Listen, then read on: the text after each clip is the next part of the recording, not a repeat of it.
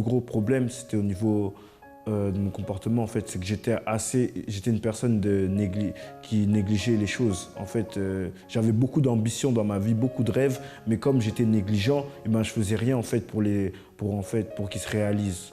Donc j'avais toujours beaucoup d'ambition, je savais ce que je voulais faire plus tard, mais pour les faire, en fait, j'étais nonchalant. Je faisais rien, en fait. Je faisais rien, que ce soit au niveau des cours, au niveau même de ma vie professionnelle, rien du tout. Je commençais à donner le double de ma dîme.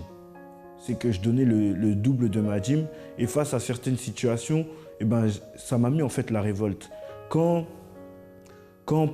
j'ai eu la réponse en fait de la Sorbonne qui m'avait dit en fait qu'ils m'avaient accepté, mais à cause de ma négligence, ils m'ont refusé.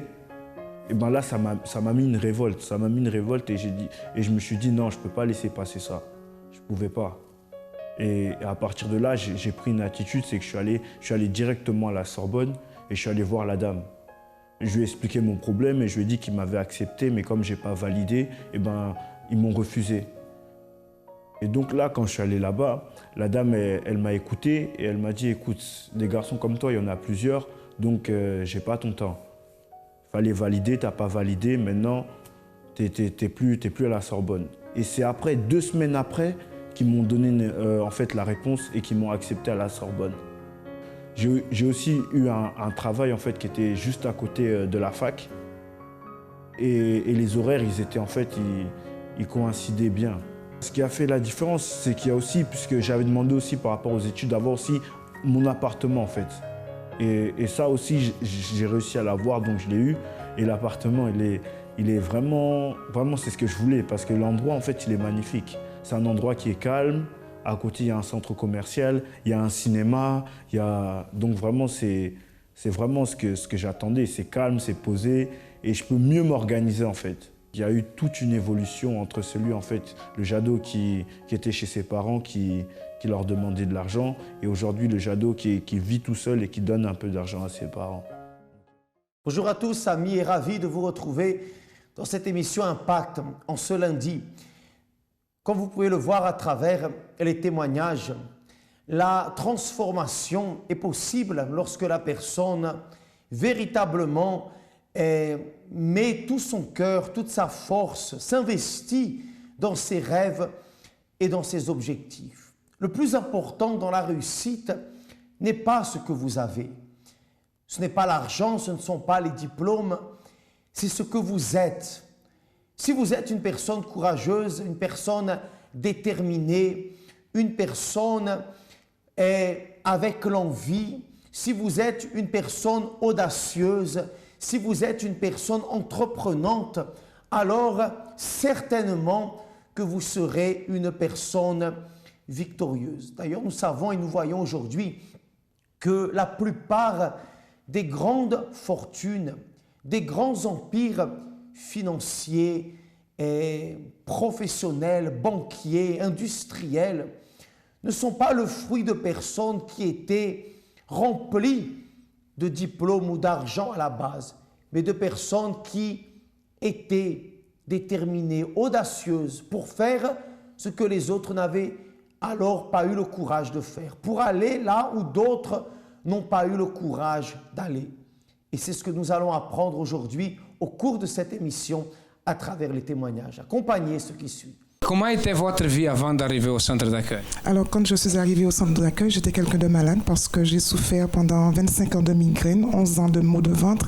J'avais une vie financière chaotique. Vous aviez quel type de problème de santé? J'avais la migraine. Migraine? Oui, et des maux de ventre pendant 11 ans et la migraine pendant 25 ans. Et j'ai un seul enfant qui ne s'entendait pas du tout avec moi et de surcroît qui était homosexuel. Je n'aimais pas aller travailler, je ne pardonnais pas et voilà, c'est comme ça. Et ça vous gênait, ça causait des problèmes de l'être comme ça? Écoutez, moi je disais que c'est le courant de tout le monde, donc j'étais comme ça, je vivais comme ça, mais en sachant que je sentais quand même ça que vous causait la tristesse? C'est cela, voilà. Ok. Ça. Bon, par rapport à votre santé, comment êtes-vous aujourd'hui? Alors aujourd'hui, je suis guérie de ces maux de ventre, je ne souffre plus de migraine, je n'ai pas d'anémie, je n'ai pas d'hypertension parce que je souffrais aussi de tout cela. Et vous m'avez parlé que c'est la vie financière, n'est-ce pas? Oui, donc je n'aimais pas du tout aller travailler parce que je n'avais pas la joie dans mon cœur et la paix non plus, je n'avais pas cette paix. Et j'ai commencé à avoir cette joie d'aller travailler quand j'ai commencé à donner ma dîme parce que ça aide beaucoup dans la vie professionnelle. Donc je suis arrivée dans cette entreprise, j'étais veilleur de nuit. Et aujourd'hui, je suis travailleur social, je travaille avec une association qui aide les sans domicile fixe. Et ce travail, je l'ai acquis sans diplôme. Ce poste sur lequel je suis aujourd'hui, je suis là sans diplôme et je gère 2 sites de plateformes, on va dire. 2 sites? Oui. Et vous n'avez pas de diplôme? Non, je n'ai pas de diplôme. Elle a des diplômes, amen. Oui, elle dit qu'il n'a pas, mais elle a un diplôme qui a été donné pour le principal. Amen. OK. Et votre fils? Alors aujourd'hui, mon fils est libéré de cette homosexualité, mais c'est dû à un grand sacrifice que j'ai fait parce que j'ai participé à une campagne d'Israël et j'ai tout donné. J'ai donné mon cœur, mon âme, mes pensées. J'ai donné tout ce que j'avais, tout ce que je possédais, toutes mes économies parce que je me suis dit que de toute façon, il n'y aura pas d'autre solution pour moi que de tout donner. Et que ce Dieu, si c'est vraiment un Dieu, il va honorer ma foi. Et il a honoré ma foi. Après, je me suis quand même attelée à prier pendant 1 année pour que mon fils soit aujourd'hui à l'église. Et la semaine dernière, j'ai marié mon fils avec une ouvrière. Amen. C'est à travers ma mère en fait, que je suis arrivé au centre d'accueil. Elle a connu par le biais d'un ami, parce qu'elle était dans les problèmes de la maladie. Et elle a commencé à venir, à se donner à Dieu, et puis nous a emmenés, moi et mes frères. Ces problèmes, ça a détruit ma famille, parce que mes parents se sont séparés. Du coup, après, je vivais juste avec ma mère et mon frère. Elle avait travaillé seule et elle rentrait très tard. Donc c'était dur à la maison, je devais m'occuper de mon petit frère. Je devais m'occuper de lui pour amener à l'école, pour faire ses devoirs. Je faisais à manger à la maison. M'occuper de la maison parce que ma mère elle partait très tôt et rentrait très tard. En fait, je voyais ma mère qui luttait. Moi, je me disais qu'il fallait que je lutte aussi. Et mon frère à côté, donc j'essayais de faire le mieux que je pouvais. En centre d'accueil, j'ai lutté avec la parole, justement avec la Sainte Seine, qui renouvelle et fortifie chaque jour. La dose la plus forte. C'était à travers les propos aussi de prière qu'on avait, avec les pasteurs, avec aussi à l'aide du groupe jeune aussi. Parce qu'à cette époque-là, j'avais commencé dans le groupe jeune aussi. On recevait des paroles pour nous fortifier, pour nous donner le courage pour avancer. Ça a ouvert mes yeux, j'ai vu que je pouvais m'en sortir, que je pouvais construire quelque chose avec l'aide de Dieu, en me livrant vraiment à lui, en me donnant vraiment à lui. Parce qu'au jour à jour, on voyait à travers la prière, on voyait des changements dans une situation. La situation de ma mère a déjà changé, elle avait un meilleur travail, des meilleurs horaires. Moi, avec mon frère, on commençait à s'en sortir un peu mieux à l'école. Et je parle de ça à l'époque, j'avais 11-12 ans. 11-12 ans. Donc tu es devenu responsable à un très jeune âge. Voilà, il fallait assumer. Donc au jour à jour, voilà, on avait plus de force. On était dans une petite maison, on habitait juste en face de la gare, il y avait le bruit le matin au soir des trains qui passaient. Mais déjà ouvert les portes pour qu'on rentre dans une maison un peu plus grande. On avait chacun une chambre et voilà, la situation commençait à s'améliorer. Et on commençait à se rapprocher de Dieu aussi. Donc là, ta vision s'est ouverte. Exactement, voilà. Je voyais aussi à cette époque-là, parce que j'ai des grands frères aussi, mais ils vivaient de leur côté. Il y en a un qui fait, parce qu'aujourd'hui, mais ça va changer, mais il fait des allers-retours en prison. Et j'avais des cousins pareils, parce qu'ils tombaient dans la drogue justement, dans la bagarre, des choses comme ça. Et ça, en fait, en entendant la parole à l'église, je me disais je ne pouvais pas rentrer dans ça non plus, je ne pouvais pas rentrer dans ce monde-là. Et donc on a lutté jour après jour pour s'en sortir. Maintenant, ça a complètement changé. Voilà, j'ai pris de l'âge et aujourd'hui, je peux dire que Dieu m'a béni. C'est à travers les propos, à travers la gym et à travers la campagne d'Israël aussi. Là aujourd'hui, maintenant, cette année, la dernière campagne, c'est des moyens que je lui ai donné, c'est pour la dernière campagne. J'avais un projet en tête depuis 1 an, c'était d'ouvrir mon entreprise dans le monde de l'auto-école. Une entreprise d'auto-école. Une auto-école. Mais j'étais employé en fait, je travaillais sur Paris pour un employeur, mais pareil, j'avais des gros horaires, ça me prenait beaucoup de temps, parce que c'était une plage horaire qui allait de 8h à 20h, et ça ne me laissait pas le temps de faire d'autres choses à côté. Donc j'avais dans mon cœur de mener à bien, de faire ma propre structure. Et j'avais commencé les démarches, mais je tombais toujours sur des réponses négatives. Malgré que j'étais fidèle à la gym, que je priais, mais j'avais toujours des réponses négatives. Même la dernière réponse que j'ai reçue, c'est que ton dossier il est nickel, il est parfait. Tu as un travail CDI, tu as un bon salaire, mais ça passe pas. Il m'a dit, même, je sais pas, le commercial m'a dit, c'est pas passé pour des réseaux obscurs. Après, moi, j'ai pas. Donc là, ça a créé une révolte en moi, j'ai pas accepté. Et comme je disais, par rapport à ma fidélité à la gym, Dieu a permis quand même que je commence mon activité en passant par la location par exemple pour le véhicule. Mais ça me revenait très cher chaque mois. Et moi j'avais à cœur d'avoir mon propre véhicule et de développer mon activité. Donc j'ai fait les démarches pour avoir un financement auprès des banques, auprès des concessionnaires, auprès même des associations qui peuvent aider les jeunes créateurs d'entreprises. Et ça c'était en mois de septembre, octobre. Après arrivait la campagne de Gédéon. Et j'ai dit ça c'est mon opportunité pour montrer ma persévérance, montrer ma détermination. Et je suis rentré dans la campagne d'Israël en disant que voilà, la réponse que je vais avoir c'est le financement et le développement de mon activité. Donc je me suis lancé dedans à fond. J'avais commencé à avoir une recette comme j'avais commencé à travailler en septembre. Donc en décembre j'avais déjà une recette, un capital de côté. Et je me dis c'est ça que je vais sacrifier. Ce capital je devais le garder pour payer chaque mois la traite pour le véhicule que je louais. Et j'ai dit non, je vais tout donner à Dieu. Et je sais qu'il va répondre, qu'il va ouvrir les portes. Et une semaine avant la fin de la campagne, j'avais un rendez-vous à la banque. J'ai été un peu mal reçu, ce qui m'ont fait patienter pendant longtemps à côté. Mais j'étais là en train de prier, je me suis dit aujourd'hui, je vais sortir de là avec la réponse. J'ai été dans le bureau, j'ai donné mes documents à la conseillère, elle a fait le dossier. Elle est partie faire des photocopies. Pendant qu'elle est partie, j'ai pris mon enveloppe, j'ai posé sur le bureau, j'ai déterminé. Aujourd'hui, c'est la réponse. Malgré ça, elle m'a dit ça passe pas. Elle m'a dit ça passe pas. Moi, j'ai souri. Dans ma tête, je me suis dit ça va passer. Ensuite, elle m'a dit bon, on se revoit la semaine prochaine. J'ai dit ok, je suis parti, tout en priant, en déterminant que ça allait passer. Je rentre dans ma voiture, je fais un pâté de maison, elle m'appelle, elle me dit oh, monsieur, en fait c'est bon, c'est passé. C'est passé. Et là, j'ai dit voilà, grâce à Dieu, je savais que ça allait se passer. Je ne pouvais pas avoir la défaite par rapport à ça.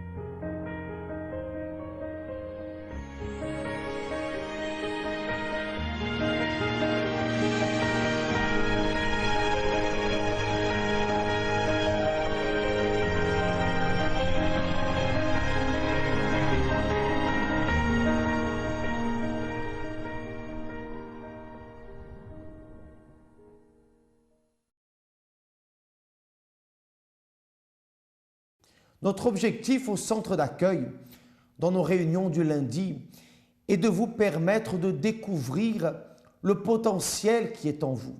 Parce que oui, vous avez un potentiel. D'ailleurs, nous avons tous un potentiel. Sauf qu'une catégorie de la population a su découvrir et exploiter son potentiel.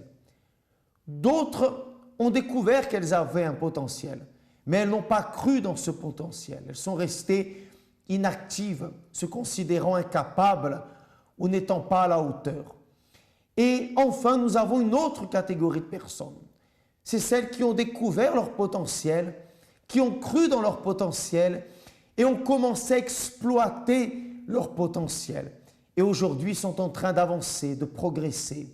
Et c'est ce que vous devez apprendre à faire, à découvrir votre potentiel, à croire dans votre potentiel et commencer à le développer. Chaque lundi au Centre d'accueil universel, nous avons des réunions qui visent à vous aider dans ce sens, à découvrir ce qui existe déjà en vous et à le rendre meilleur. Je faisais un examen BTS, j'avais tout le temps mal à la tête, tout le temps mal à la tête. Et le jour de l'examen, j'ai déposé, en plein examen, j'ai déposé mes stylos, tout, j'ai remis les documents, j'ai récupéré ma pièce d'identité. Je me suis dit, Seigneur, je laisse tout, même cet examen-là, mais je veux tout recommencer avec toi. Et 2 semaines après que ma tante, elle est revenue, j'habitais à l'époque avec ma tante, elle est revenue du marché avec le semeur. Elle a balancé sur la table. J'ai commencé à lire, j'ai vu des témoignages de campagne d'Israël. J'ai dit, ah bon, donc on peut aller en Israël et tout ça. Enfin, c'était une campagne, pour moi, c'était qu'il fallait voyager, aller en Israël. Et donc j'ai cherché l'église la plus proche, c'était celle de Champigny. Et je suis arrivée, ils étaient en pleine campagne d'Israël. Et donc, en même temps aussi, je voulais aussi partir de l'appartement familial, trouver un appartement à moi toute seule. Et j'ai participé à la campagne d'Israël. Le dimanche, j'ai déposé le sacrifice. Le mardi, on m'a appelé pour m'accorder un appartement. Et donc, une fois que j'ai eu cet appartement, je me suis encore relancée dans les propos. Je me suis retrouvée dans une situation financière et professionnelle très difficile. Et donc, moi, j'avais toujours... Enfin, il y a un moment où j'ai eu le désir de travailler dans le secteur de la banque. Et donc, je n'avais aucune condition de travailler dedans. Et donc, j'ai fait une campagne d'Israël encore. On appelle ça la campagne des 7 montagnes. Et j'avais aussi des problèmes financiers, donc j'ai fait cette campagne.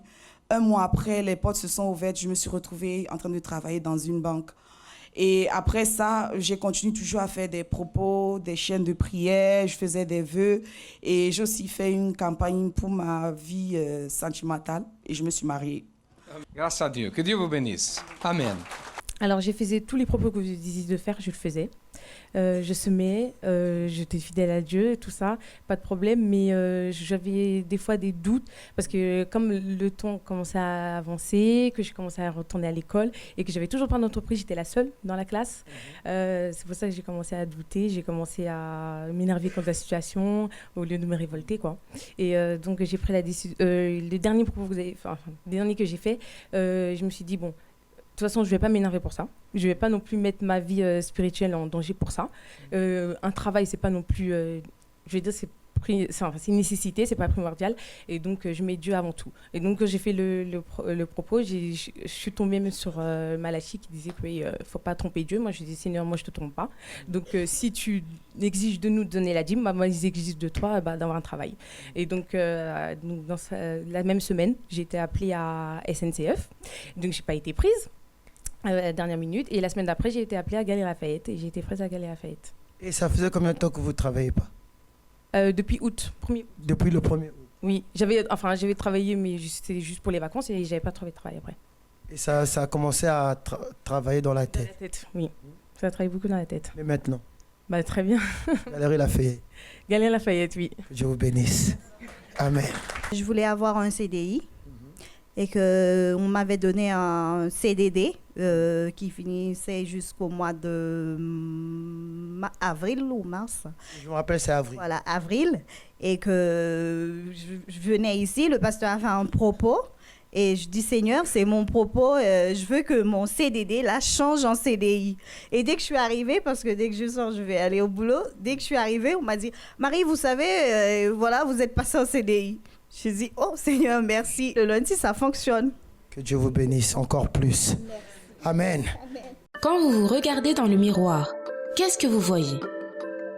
Avez-vous une vision positive ou négative de vous-même?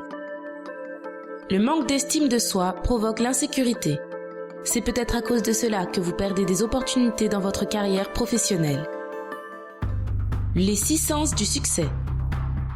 Une conférence motivationnelle qui vous aidera à avoir une vision différente de vous-même afin de changer vos perspectives de succès.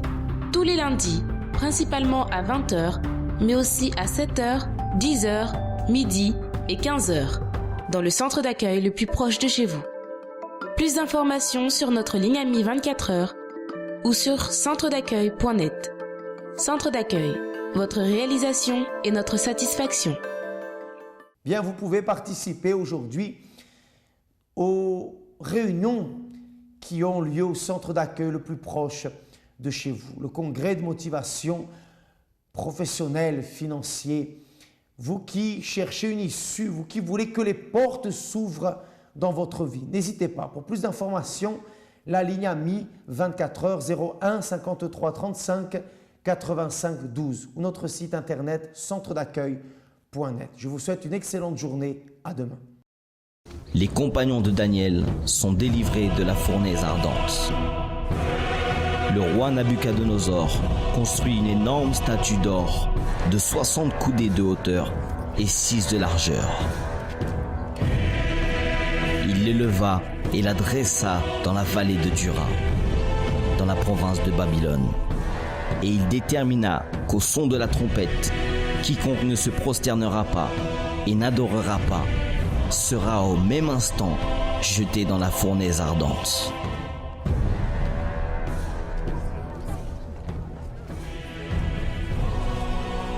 I cannot. I will not worship that. Sadrach, Méchach et Abednego, ces 3 hommes décidés et courageux, montrèrent qu'ils assumaient réellement leur foi dans le Dieu vivant. No!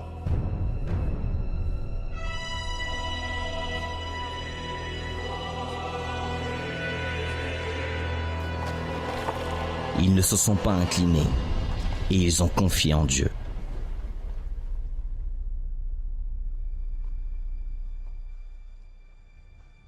With all our hearts we follow you. Bow your heads! And seek your presence. With all my heart I follow you. I fear you. I seek your presence. Bring them! Oh, my friends, your faith will be tested now. Daniel! What's wrong with them? Why will your friends not bow to me? I assure you, sire, they will serve you faithfully, all their lives, as I will, but...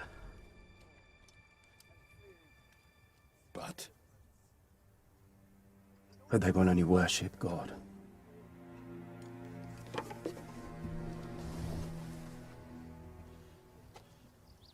I will make them bow.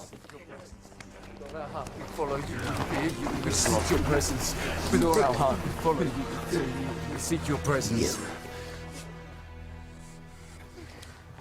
When we wish to bend something that is hard and unyielding, what do we do with it? We put it into the fire. Majesty, take him. Alors ces 3 hommes furent jetés dans la fournaise et le roi y mit le feu.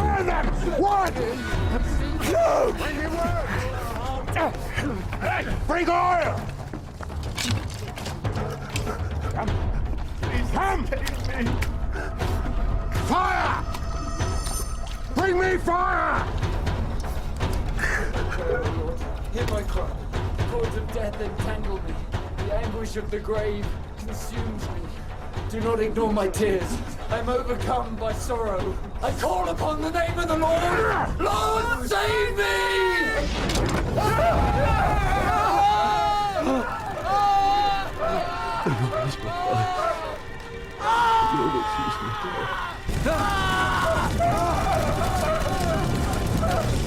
My enemies will be doomed. They will turn back in shame. Why do they not burn?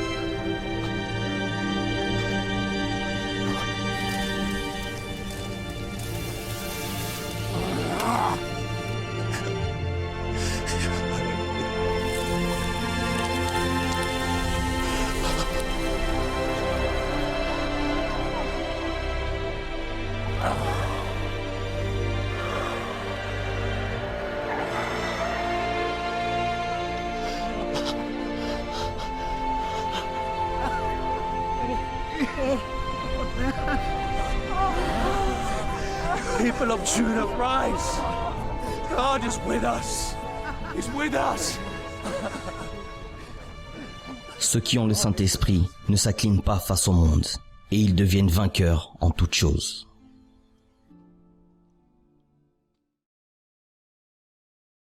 Centre d'accueil, votre réalisation est notre satisfaction.